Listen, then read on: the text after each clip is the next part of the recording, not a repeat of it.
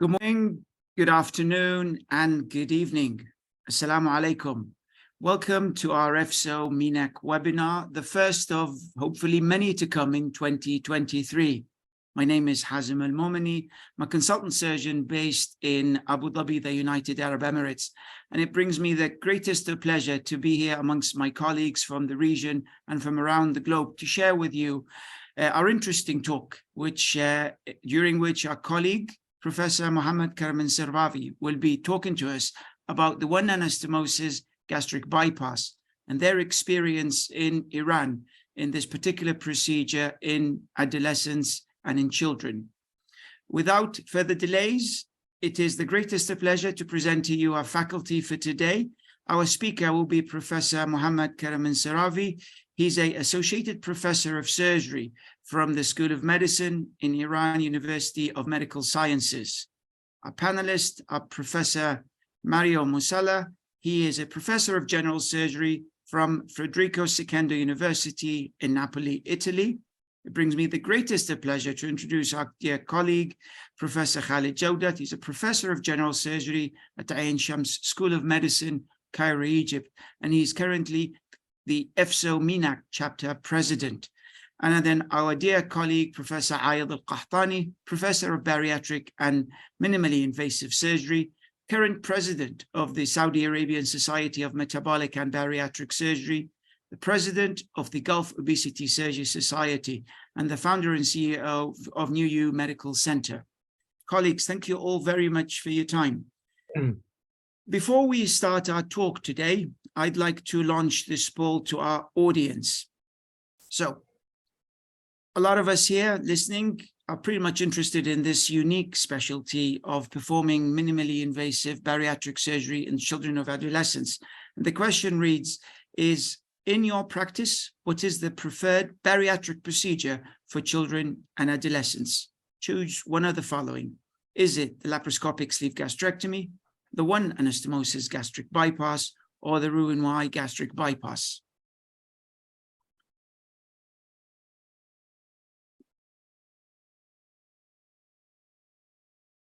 Now, during today's talk, we are quite privileged to be hosted by the Saudi Arabian Society for Metabolic and Bariatric Surgery for their 6th annual conference. So there'll be hopefully a lot of interaction, a lot of attendees in today's talk. Right. Now, So, Professor Mohammed, it seems that you've got a bit of a challenge here to convince us of your choice of this surgical procedure for such age group. The majority, not surprisingly, will opt for the laparoscopic sleeve gastrectomy.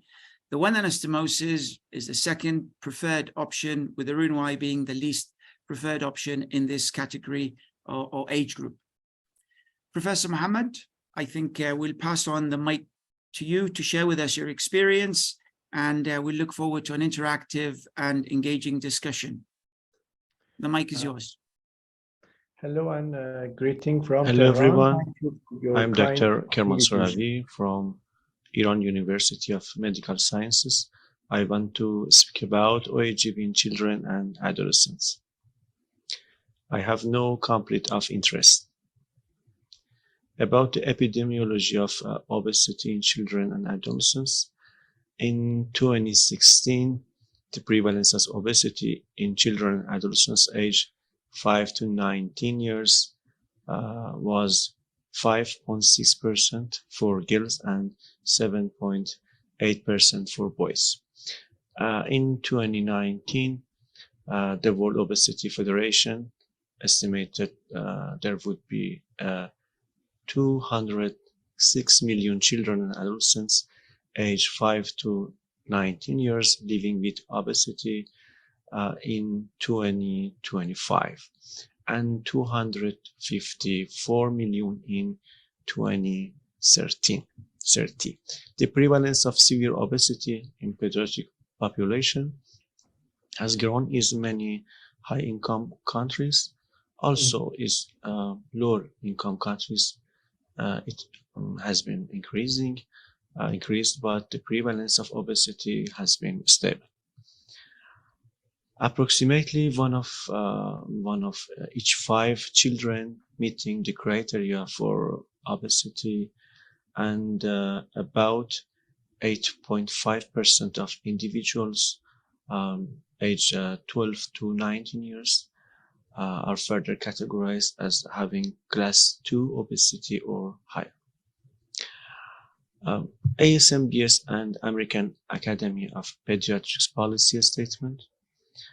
The indications are MBS are when the BMI more than 40 or 140% of 95th percentile, or BMI greater than 35 or 120% of 95th percentile with an obesity associated medical problem.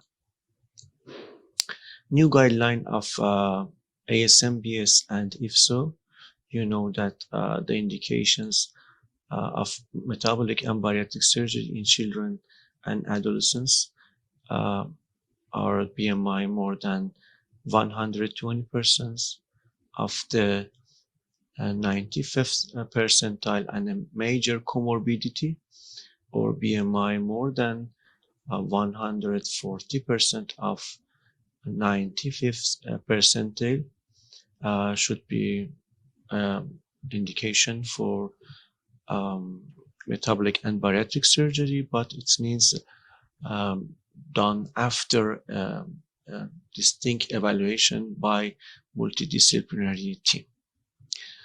MBS does not negatively impact on pubertal development or linear growth, and therefore a specific Tanner stage and bone age should not be considered a requirement for surgery. It seems that sooner surgery may be more effective and prevent obesity associated medical problems in future, or prevent end organ damage by few obesity associated medical disease such as type 2 diabetes mellitus.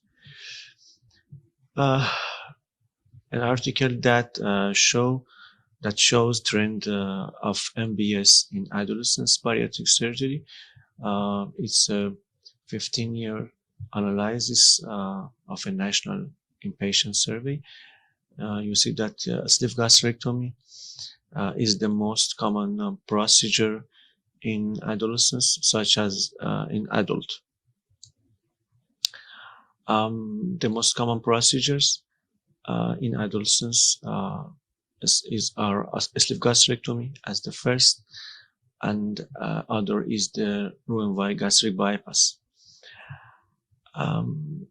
This paper compared the complication and postoperative weight loss in adolescents and young adults. You can see the complications and weight loss outcomes are nearly similar in two groups. So it seems that bariatric and metabolic surgery in adolescents is safe, is a safe procedure as the same as adults. Another paper according to the Swedish national-wide study, IMUS, show very low rates of complications after MBS, after Roux-en-Y gastric bypass, with 5 years follow-up in adolescents. It seems that MBS should be done earlier.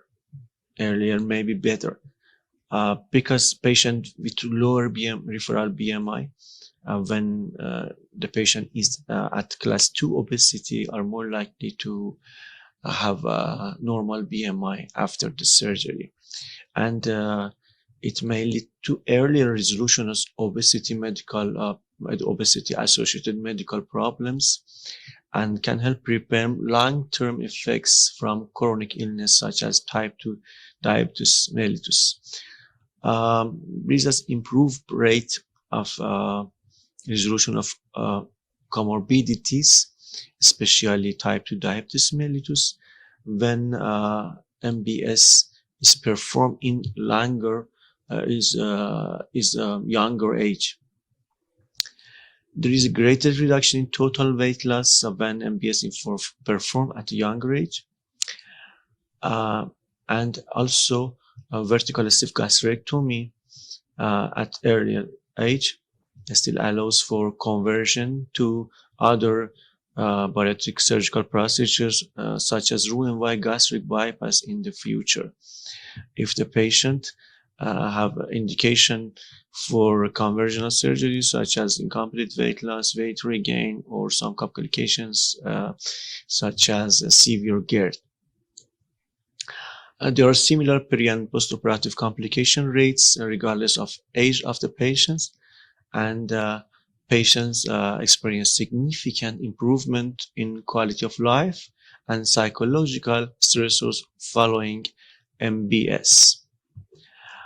As you know, the MBS may have failure such as their failure in weight loss or comorbidity resolutions such as the adults, and one of more important cause is loss of control of eating. And that, you know, it may be about 32% in adolescents pre-surgery and up to 14% of participants after the surgery. Loss of control of eating predicts poorer weight loss outcomes in adolescents following MBS. You know that we may have lower success in lifestyle modification and nutritional prescription in children and adolescents compared to older adults. So it's a reason that may restrictive procedures such as adjustable gastric band or sleeve gastrectomy may be less effective in children and adolescents. There are many studies that show eating-related problems after gastric bypass can affect the weight loss outcomes and comorbidity resolutions after bariatric surgical procedures. So I should mention again that some more powerful surgical procedures such as gastric bypass, especially OAGB, may have better results, especially long term. It's another study. You can see 3 common procedures: Roux-en-Y gastric bypass, adjustable gastric banding, and sleeve gastrectomy are compared together, and you can see the results of Roux-en-Y gastric bypass in weight loss outcomes, long-term weight loss outcome is better compared to sleeve gastrectomy and adjustable gastric band. It's another study. You can see the same results, that the result of weight loss outcomes is better in Roux-en-Y gastric bypass than in sleeve gastrectomy, and then at last is the adjustable gastric band in adolescents. As you know, the last consensus about OAGB mini gastric bypass showed that there is an agreement that OAGB NGB is a suitable option in children aged 6 to 13 years old. But about adolescents, there is no consensus that OAGB can be a good option for this group of age. Another study compared sleeve gastrectomy, Roux-en-Y gastric bypass, and OAGB in different group of age that included also adolescents. And as you see, the better results was seen and reported in OAGB compared to room-wide gastric bypass and sleeve gastrectomy. Also, weight regain after 5 years, long-term weight regain was significantly lower in OAGB patients compared to room-wide gastric bypass and sleeve gastrectomy. So the need for next bariatric surgical procedure, redo surgery for failure, maybe less, significantly lower in OAGB compared to room-wide gastric bypass and sleeve gastrectomy. It shows that why OAGB can be a good option in children and adolescents, because it can be a single stage procedure and without any need for next or second stage bariatric surgical procedure. Carbajo et al., it's the pioneer of OAGB.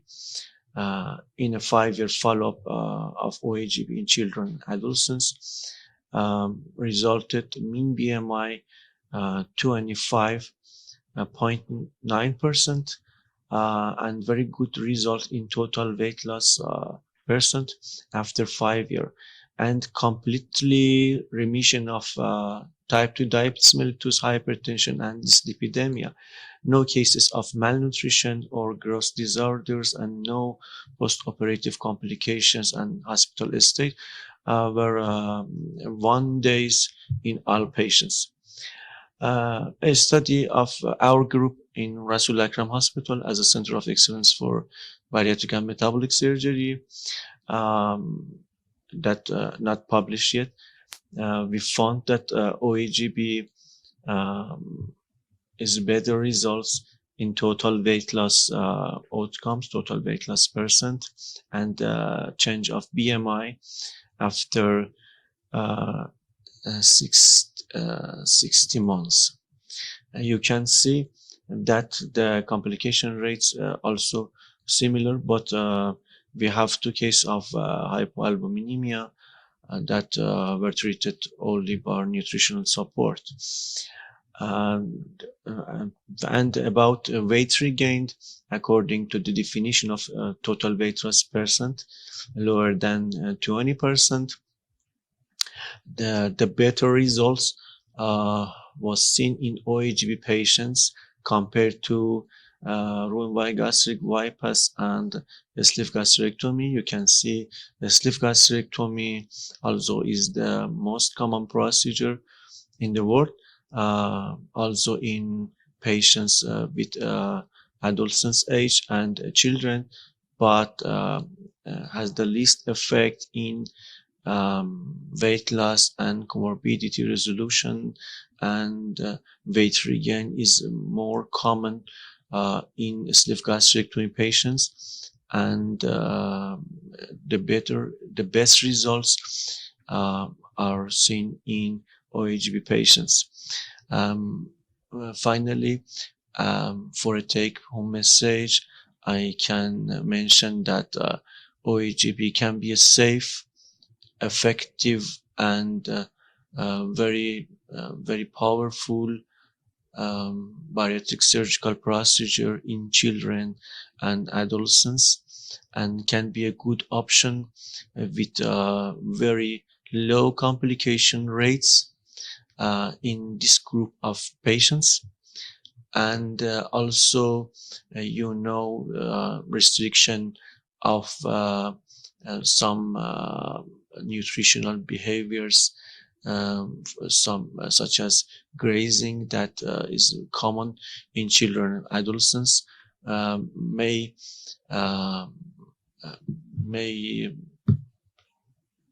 lead to poorer outcome in this group of patients, but OAGB as a powerful surgical bariatric procedure may be stronger and more successful in this group of patients. And thank you for your attention.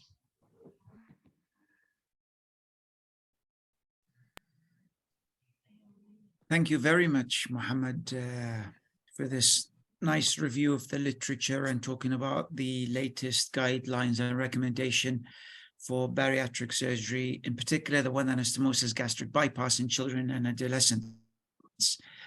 I'd start the discussion by asking you, Mohammed, can you hear me? Yes. Can you hear me? Yes. Mohammed, can you talk us about your own experience at your unit, or if you're aware of any experience in Iran with regards to metabolic and bariatric surgery in children and adolescents, please? I mean, what are the selection criteria? What's the process? If you've got any idea about the preferred procedure and outcomes. As I mentioned before, the criteria is the same as ACMBS and Ifso position statement about the criteria indications for metabolic surgery in children and adolescents. Most common procedure as the same as the world is sleeve gastrectomy, and but in our center the rate of the three common procedures are as the same, and we perform Roux-en-Y gastric bypass, sleeve gastrectomy, OAGB according to the nutritional habits and also other findings such as the characteristics in upper GI endoscopy, such as reflux, high-grade reflux, or Barrett metaplasia, or other finding. We choose the bariatric surgical procedure according to this finding, per-op finding, and also some other things such as great family history for gastric cancer, etc. But we found the best result in long term after OAGB, because I think it's very difficult, especially for children, to follow very strict diet plan, because loss of control eating in this group of patients are very common, So also sleeve gastrectomy may be more safe in this group of patients, but the need for next or second surgical procedure is more common after the sleeve gastrectomy. In our series, about 60% of patients needed for redo surgery after sleeve gastrectomy due to weight regain or incomplete weight loss. Correct. Right. I'll ask our host in Saudi, Professor Hayed. Hayed, you've probably got the largest published series in the region with regard to metabolic and bariatric surgery in children and adolescents. Would you mind telling us about the process, the MDT? What is the journey of the preoperative workup for these unique or special cohort of patients? Thank you so much, and thanks, Mohammed. Great presentation and great experience. I think anybody who's really involved in pediatric and adolescent bariatric surgery should have a very well trained team, not only the surgeon, but also the supportive services, whether dietitian, coordinator, even dietitian. We know pediatric are different. The way to deal with them, the way to instruct them, the way to make them compliant to the protocol is completely different. And in pediatric and adolescent, we are not dealing with the patient themselves. We are dealing with the community around them, with the family as well, to make sure they are coherent and they are compliant with their protocol. So this is a very important issue. In terms of preoperative workup, we do the usual routine in adults. However, there are very important things that we consider. Those are super obese or with severe obesity as the new terms. We should look for other problems. Sleep apnea is very common in these kids, on these children. and we should look and do echo to check their pulmonary hypertension, because that's the main issues that they might have a problem with during anesthesia. And their mobility, their activity, their psychological problems and behavioral problems. They are usually, they don't admit themselves they have obesity problem, but they are isolated and they are really losing confidence in themselves, and they have some sort of issues in their school and others. So these are issues to be managed and will evaluated preoperatively. In terms of the procedure, I think mini bypass is very good option. However, considering the problem now, until now, we are not sure what should be the biliary length. What should be the bypassed part? Is it 150? Is it 200? Is it 170? I know there are a lot. So still we are debating what is the best scenario there for adult, remember. Now, to bring this to the children and adolescents at this time, maybe it's too early. We don't know the malabsorptive problem. We know there are some problems in adults published, and we know those below maybe 170 or 150, they are okay. Those more than 170, maybe they are not okay with this malabsorptive problems. So these are issues not yet mature in adult. So I will say maybe it's, I will leave it as a revisional procedure, but I will not maybe offer it as a primary procedure. Sure, it might be an option. It works very well. If we are sure about the safety, if we are sure about the compliance of these children and adolescents, their family, look, sleep sometime will forgive you. But I don't think mini bypass will do that. I think if they are lost to follow up for some reason, family are not really supportive, maybe you lose their follow up and there might be a problem. So I mean, touching on your last comment, I've got a comment from the audience. We've got Laurent from the UAE, and he categorically says, do not do bypass for adolescents. Would you support or would you choose this operation in a selected cohort?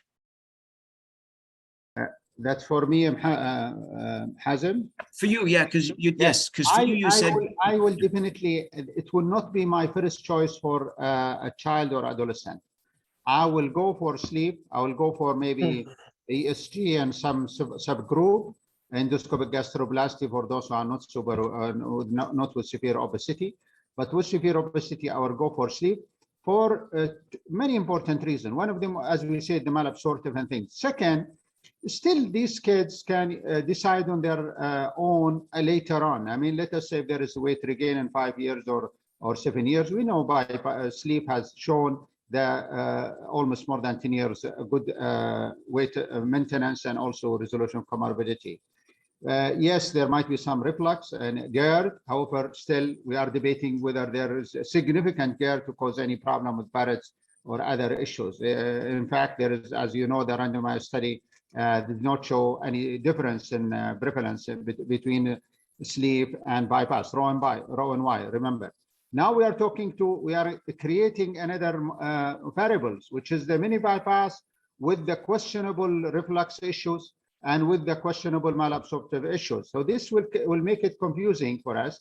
Not to say it is wrong to offer it for these children and adolescents, but that's my expert point of view, that maybe it's too early until we are really sure about the outcome of mini bypass or run anastomosis bypass, and then to see what's going on. Fair enough. Thank you. Thank you. Professor Musalla, in your practice, I mean, Mohammed had touched about the qualifying criteria with regards to BMI and associated medical conditions with regard to considerations for metabolic and bariatric surgery for adolescents. But what other requirements would you expect from a child to meet with regard to your preoperative assessment? Is there a certain time period that you need to engage them with your MDT? What specialties you would need them to essentially be seen by, etc., etc.? Can you share your experience with us, please? Yes, but thank you, Azim. But before we start, allow me to thank you and all the board of the MENA chapter for inviting me. I'm from the European chapter, so it's a very great pleasure to be with you today. Well, it is not a mystery that I am a supporter of the one anastomosis gastric bypass. We have published a lot of series about this procedure, but my comment is, well, First of all, congratulations to Mohamed for his brilliant presentation.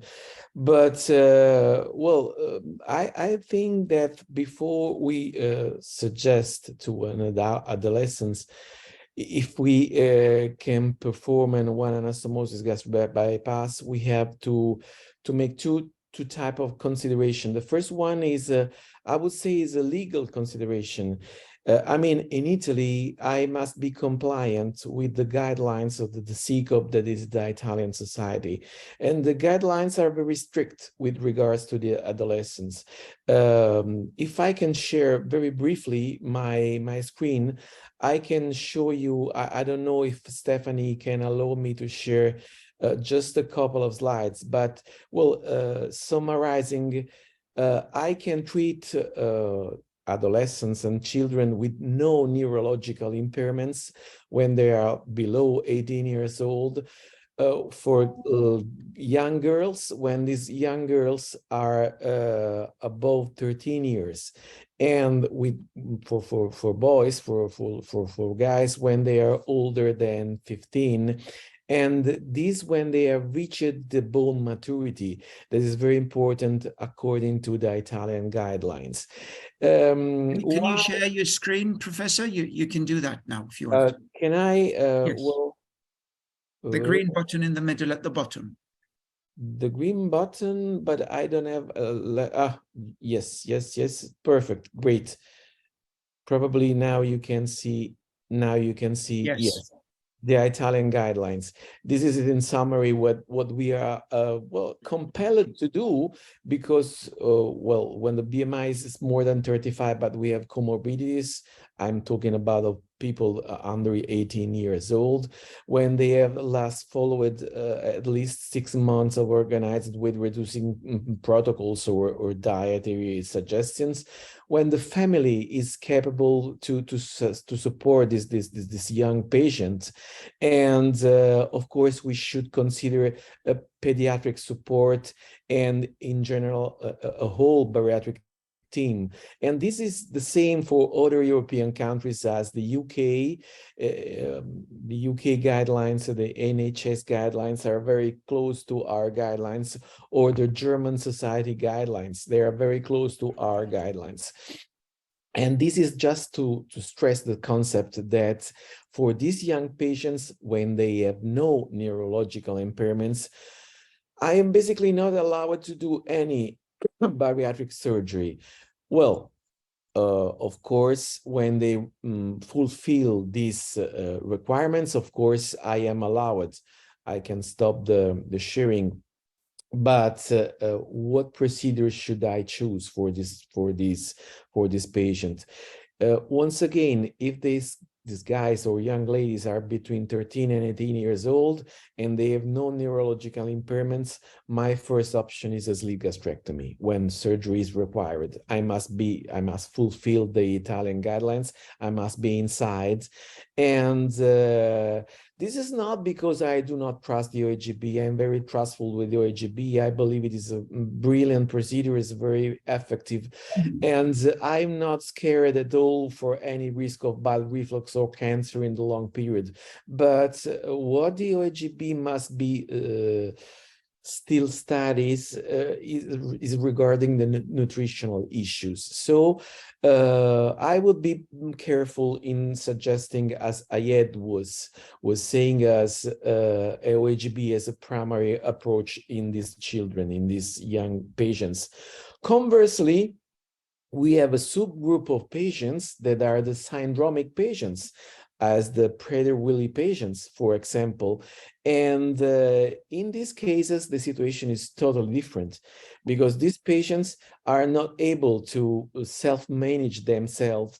And we know perfectly they have a very important neurological impairments. And in this case, probably suggesting them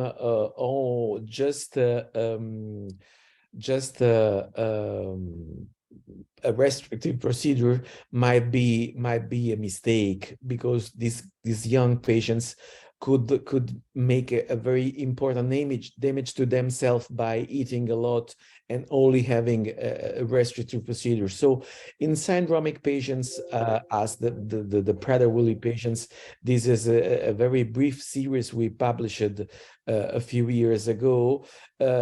We suggest the role of the OAGB, but this is a very short, very small subgroup of patients in which for which we can trust this procedure.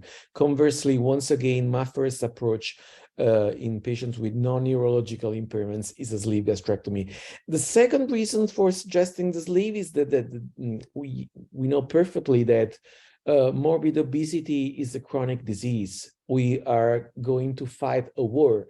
A war is made of a lot of battles. So probably the first battle, the first weapon we have to spend can be a sleeve gastrectomy, leaving a number of opportunities, a number of procedures open for the future. So, well, this is our experience. This is what we should do, we must do in Italy, and this is my experience as well. Thank you. Thank you very much, Professor. I mean, our practice in the United Arab Emirates is pretty much similar along the guidelines that you've shared. We'd need at least 6 months engagement with the multidisciplinary team. Professor Jawdat, I'm sorry to keep you waiting, but I'm just having my revenge after your abuse to me for the last couple of days. Now, there are lots of questions being brought to us about the limb length if we are to consider the one anastomosis gastric bypass in this category of patients with regard to performing it as a primary procedure or as a revisional procedure. What is your insight and thoughts with regards to this, please? Well, I have quite an experience with children and adolescents in bariatric surgery, and we presented our work in 1999 on children and bariatric. We went as young as 9 years old at that time. And actually, the bariatric community at that time looked at us as criminals if we operate on children and adolescents. So we stopped talking about that, and then the guidelines came and it became commonplace. To use sleeve gastrectomy because it's the simplest procedure, there are points against that too, because, you know, it's an irreversible operation. So you don't have the consent of the child, you have the consent of the parents, and the child, when he grows up, he can say, well, I want to reverse the operation. So you're giving him an irreversible procedure. And also, because he's a child, you want to give him the least and the smallest and the safest operation, yes. But then you also want to give him the most successful operation because he's supposed to live much longer. Also, there is another issue with operating on children and adolescents is the age, because below 12 years old, if you have a child that has a BMI of 50, these are definitely, you will have their IQ is much lower and their cooperation would be much lower also. And our conclusion from our earlier study is that a malabsorptive type procedure suits these kids better. So when you have a 9-year-old that has a BMI of 60, this child is not normal. And to give him a restrictive operation usually fails. So at that time, we had the restriction with bands and BBGs.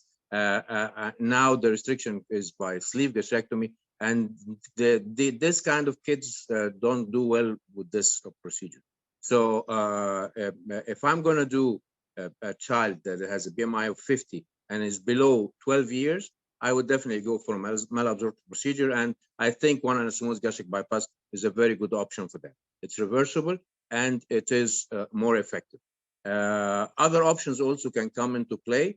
If you're talking about limb lengths, I think the safest way to go is to start with 150 centimeter BP limb, and then you can lengthen that down the road if you want. And you know, we had also an early on big experience with Prader-Willi syndrome children, which have a similar problem, is that they won't cooperate and they eat nonstop. And in these types of operation, actually in the 90s, we used to give them BPD procedures because these were the most successful in this kind of scenario. So I think to answer the limb length point, 150 is quite suitable.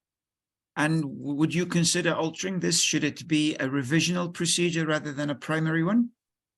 Of course not. I don't believe in, you know, when you have lower BMI patients, when you have children, when you have special circumstances that are asking for a procedure that for a while was considered out of the norm for this type of procedure, you come to a point where you say, well, I'm going to do the operation or I won't do the operation. But if you do the operation, you should do the most effective, because he's a child. And if you think he's going to have a longevity of 50, 60, 70 years post your procedure, definitely the sleeve will not work for that the duration of time, probably 10 years at most, and probably you're going to have 100% failure at 10 years. And you see this from the experience of India when they started to do very young children, and you see them every 2 years they do a re-sleeve, and that's unfair. So I would go for the better procedure, not the smaller procedure. Thank you, Professor. I mean, Mohammed, I'll come back to you. It seems that there is no question that there is a role. I have Hazem, if you want me to reply to Dr. Khalid Jawdat. Please. Definitely, I respect very well his expert opinion, which is very well respected. However, science is also well respected. We have 10 years outcome of sleeve gastrectomy, and more than almost 3,000 children and adolescents published in the Journal of American College of Surgery. And the weight loss in these children and adolescents from 5 years to 20 years is more than 70% at 10 years. Resolution of comorbidity is more than 70% as well, diabetes, hypertension, and others. So I think still a sleeve will be durable to some, we've shown this, and it has been shown in adult, we'll show in children and adolescents as well. Compliance, as he said, it's definitely he's right. We have compared adult and pediatric in compliance, and we took the KPI for compliance, attendance to their assigned appointment. And in fact, more than 70% they come to their assigned appointment, compared to adult almost 65 or so percent. So still, I think we can offer it with overcoming the problem mentioned by Dr. Jawdat, that yes, we can achieve the goals with sleeve. To weigh the risk of not complying to weight loss with the risk of not complying and having malnutrition, I'll take the weight loss issues compared to malnutrition. Fair enough.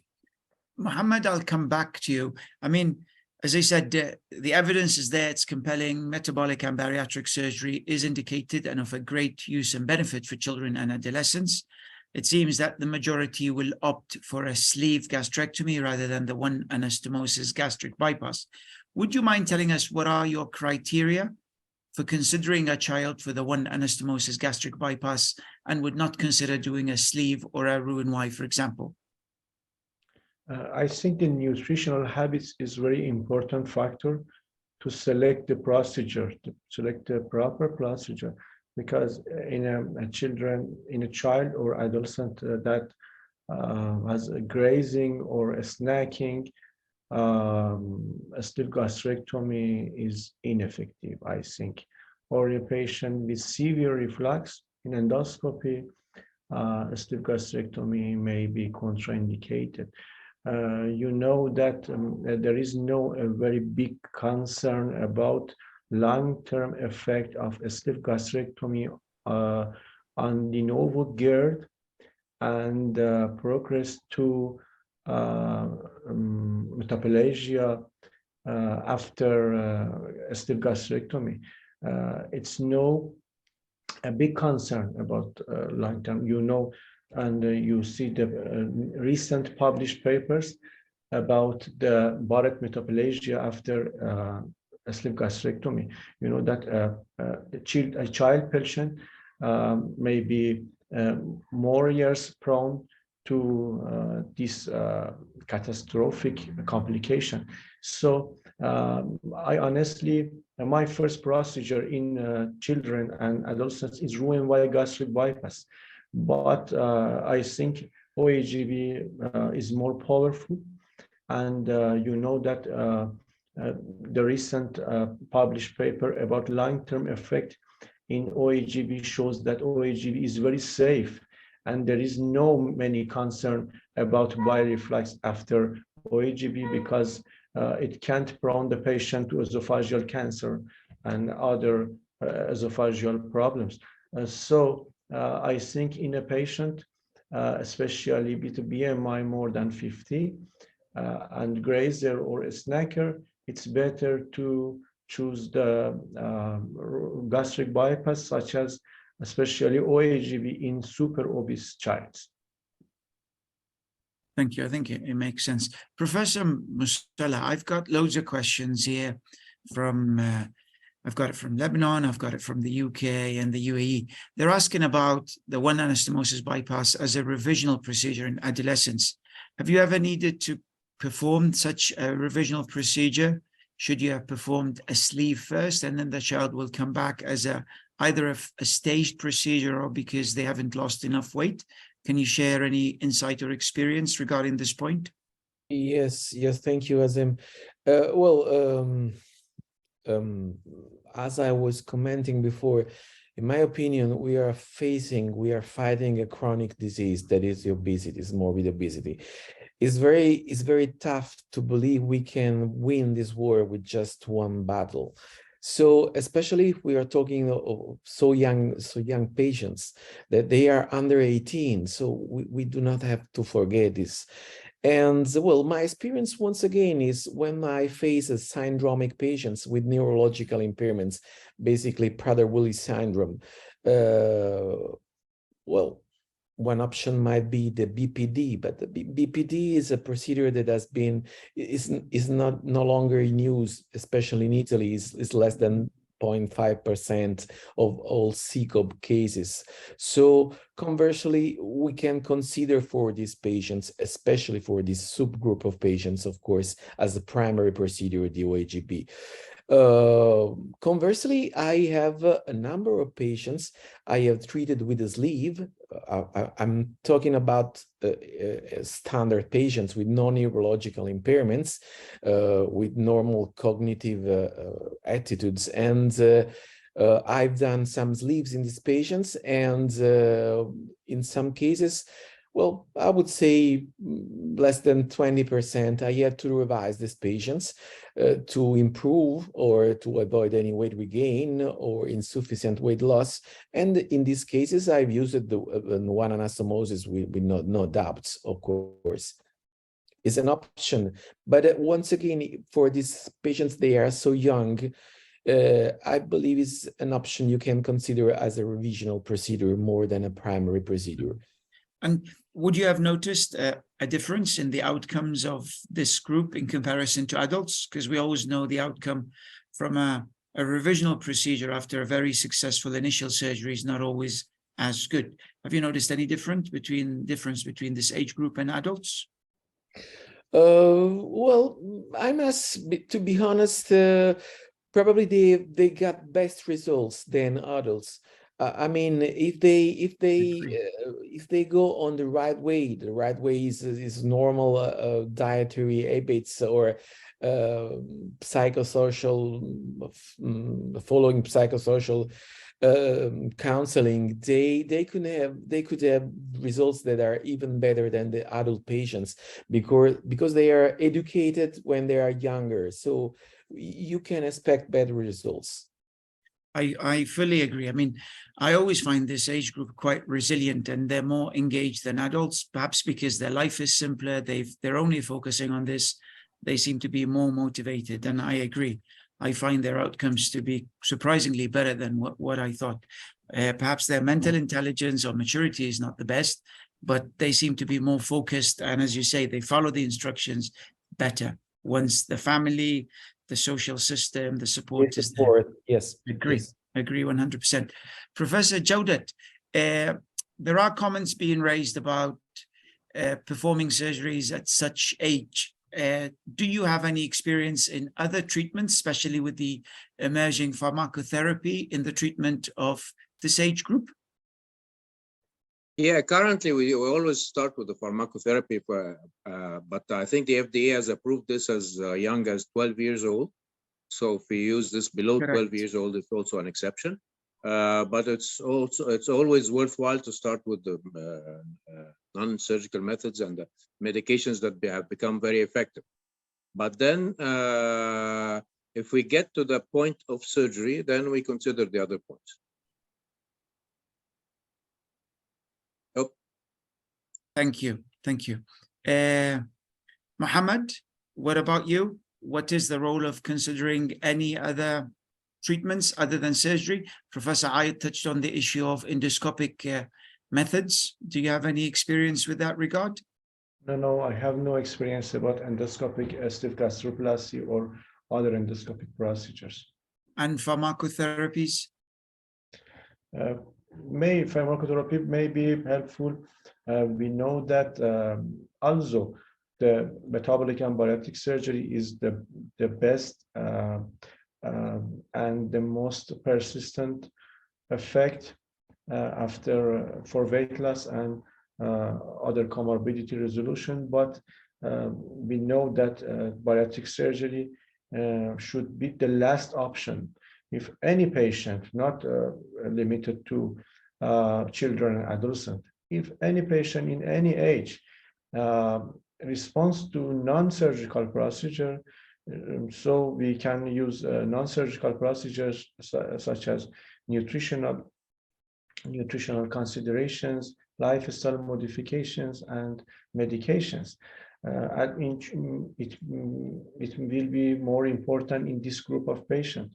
You know, any surgery, even minimally invasive surgery, even endoscopic surgery, is more invasive than non-surgical treatments. So MDT evaluation is very, very important in this group of patients. Agree. Right. Professor Ayed, there's a question about the reimbursement. I mean, we're aware that the reimbursement system, the healthcare insurance system varies from one country to the other. Would you mind sharing with us what is the current stand in Saudi Arabia? I know, for example, in the United Arab Emirates, it is covered by insurance, similar to what Professor Musalla had showed us in Italy and in Germany. What about Saudi Arabia and whether this surgery is provided on insurance? Thank you so much for this question. There are two systems in Saudi Arabia. There is public system. So it's provided and done free of charge by the government, paid by the government. Insurance still does not cover it, covers only the age limit is 18 and above. So it's not covered by that system. And most of the patients private below 18 years of age are paying by themselves, cash payer. Okay. Professor Jawdat, there's a question about the quality of life for the children and adolescents following metabolic and bariatric surgery. Have you got any insight with regard to this?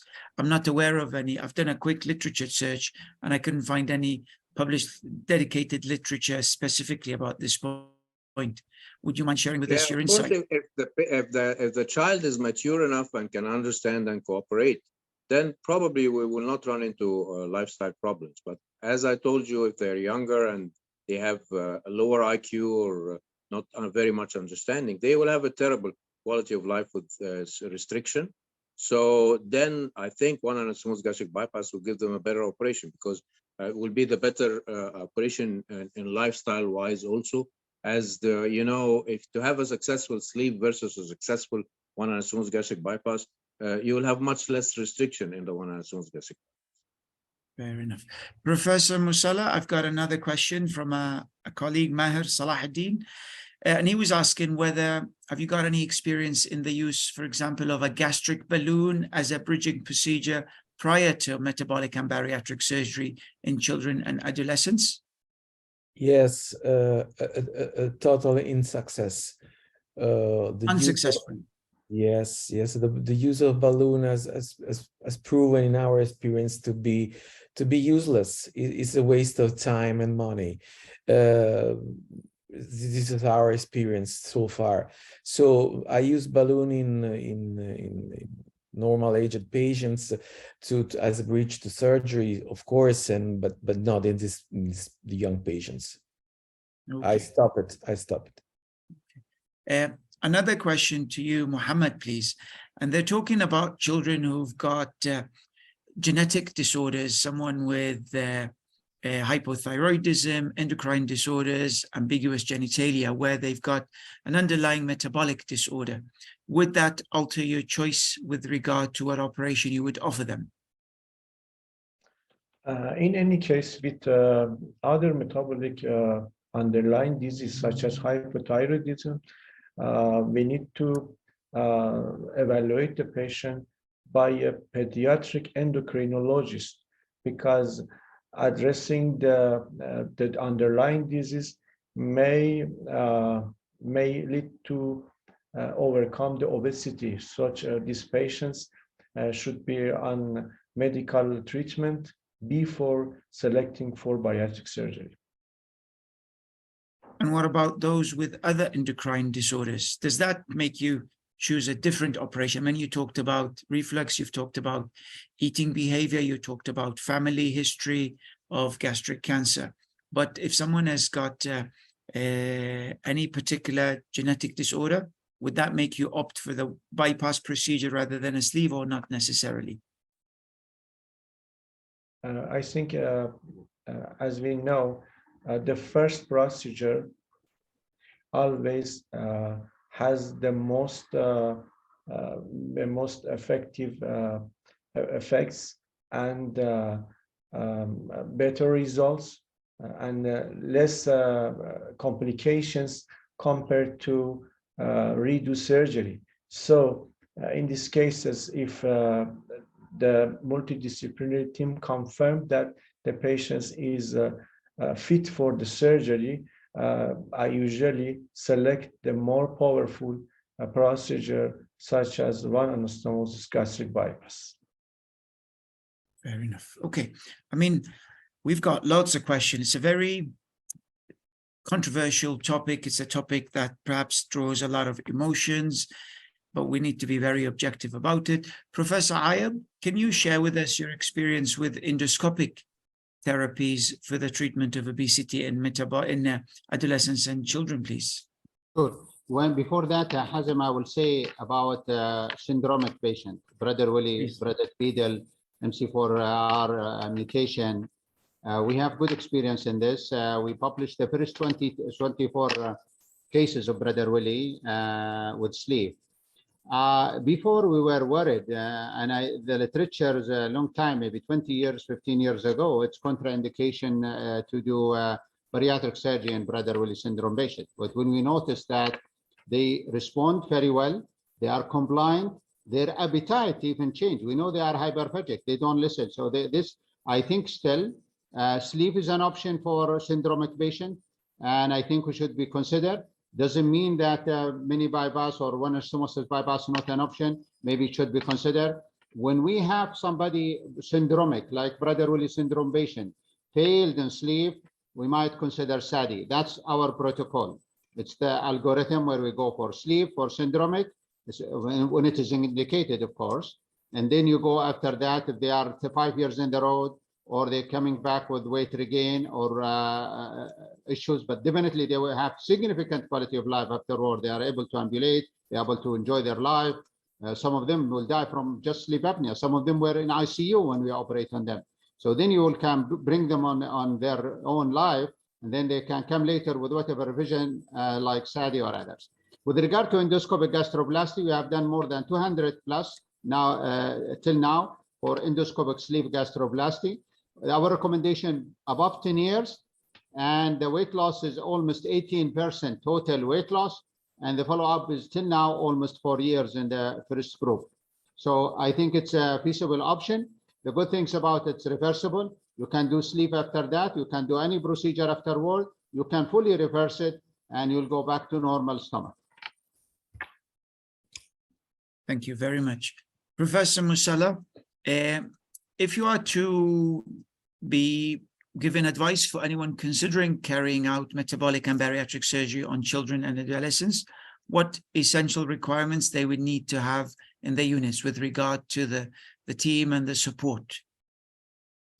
Well, before the units, it's very important they get a support from their families. This is of paramount importance. Sometimes the family are not so aware about the importance of support these young patients, and sometimes there are psychological problems, and this is very important. They feel the support from their families. Well, of course, we must consider the pediatrician's support. Of course, in these cases, it's pediatricians that are referring us their patients. So this is very important, and especially also, of course, an anesthesiologic team that must be very, very aware and prepared about managing these different patients, I would say. And what about the members of the multidisciplinary team? What do you believe the role of the psychiatrist, the dietitian, the nurse specialist? Of course, they have a very important role in preparing the patient, of course, to surgery, especially the nutritionists. And for the psychological support, probably is very important after surgery, to let these patients to understand the importance of recovering a normal lifestyle. This is very important, support following surgery that is much more important in these young patients than in older patients. Agree. All right. I mean, the discussion can go on and on. I'll start with Professor Mohammed. Professor Mohammed, any last words for anyone who is considering to perform such invasive procedure with lifelong follow-up and commitment on this age group?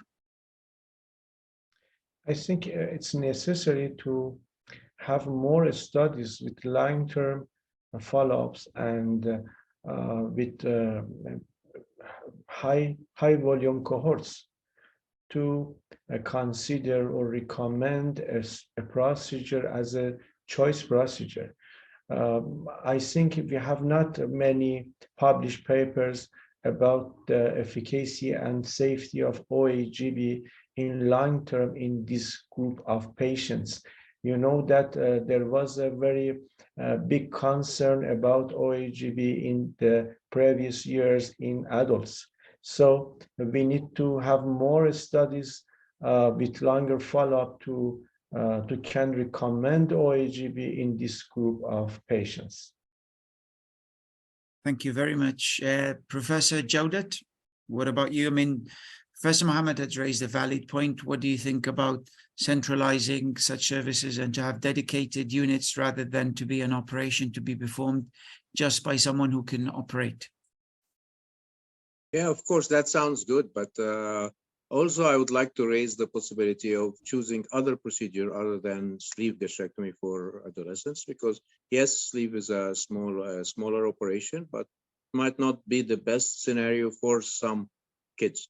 So be open to the option of using other operations. And of course, I second Mario's opinion about the family support. If the family is not supportive, don't do anything for that child. If the family is fully supportive, this is of utmost important, even more important than the type of surgery. So if you have a supportive family, go for it. If you don't have a supportive family, just forget it. Professor Ayad, same question, please. Sorry, Hazem. The question, Ayad, was, I mean, technically we've got lots of surgeons who are quite talented, but what we know from experience is the success of the operation would involve a commitment and engagement from the patient, the family, and a whole team that would look after the patient. So what is your word of advice for any person considering to perform this operation or offer this service? Don't do the surgery if you don't have the supportive team in your team. If you don't have a multidisciplinary team, if you don't have a dietitian who's following and familiar with pediatric patients, if you don't have a good coordinator who's calling these patients when they are not coming to their appointment to come, if you don't have a good supportive family whom you discuss with them beforehand, what is their commitment to their children, maybe they are separated, who's taking care of the child or the adolescent, who's following, is it with the mother, is it with the father, all these issues. These are very critical, and please don't do it. It's not a matter of the technique, it's a matter of the whole comprehensive approach. Exactly. And I think we're coming towards the end of this exciting webinar. If you don't mind, Stephanie, can we put up the poll to see if after today's discussion, the votes would have changed? So the question we've asked at the beginning of today's webinar was, what's your preferred bariatric procedure for children and adolescents? Is it the laparoscopic sleeve gastrectomy, the one anastomosis gastric bypass, or the Roux-en-Y gastric bypass?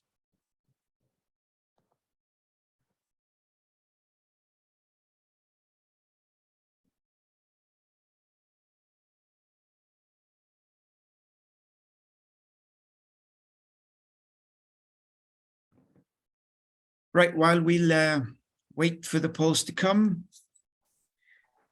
Mohammed seems to have, we've either have got less people at the end of the webinar, which I doubt because the numbers are pretty much the same, or that we've managed to convince some of our audience to consider the one anastomosis gastric bypass as a primary procedure. So about 70% will go for a sleeve, around 25% will go for the one bypass, and the Roux-en-Y remains the least common or preferred procedure for this category of patients. All right.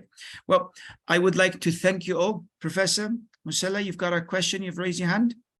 Yes, just a comment to, please. To what Khaled was saying. Khaled, I believe that the support of their families is not only useful, but it's mandatory. In Italy, these patients are not allowed to be operated without an informed consent we get from their parents. So it's absolutely necessary under a legal point of view and under a practical point of view. So this is what we do now. We cannot think about operating a 16-year-old lady without having the consent of the family and thus the support of the family. This is what I was meaning. I think the point is, I think it seems that the consensus is pretty much similar. We're dealing with quite a unique yet quite resilient group of individuals who are dealing with a chronic illness that's going to be staying with them for years. We need to be very careful in looking after them and supporting them. We only engage with them on several occasions, lasting a few minutes, whether it's in the clinic or in the ward. We need the family and the entire MDT to be behind us. I would like to thank you all our audience, all the panelists for taking a lot of their precious time to be with us today. Professor Muhammad, Professor Musella, Professor Jawdat, and Professor Ayub. Thank you all. Thank you for all of these guys who took part with the questions. I would like to remind all our audience that there will be a recording of today's webinar on the Ifso Virtual Academy and on our YouTube channel. I would like to remind them all of the upcoming Ifso European chapter meeting and to ask them to make sure to submit their abstract as well. I look forward to seeing you all again, either virtually or in person in our upcoming Ifso meeting or Congress in Napoli, Italy. Thank you all. Wishing you all a lovely day, lovely evening, and a lovely afternoon. Assalamu alaikum. Thank you very much. Bye-bye. Ciao a tutti. Ciao. Bye. Ciao.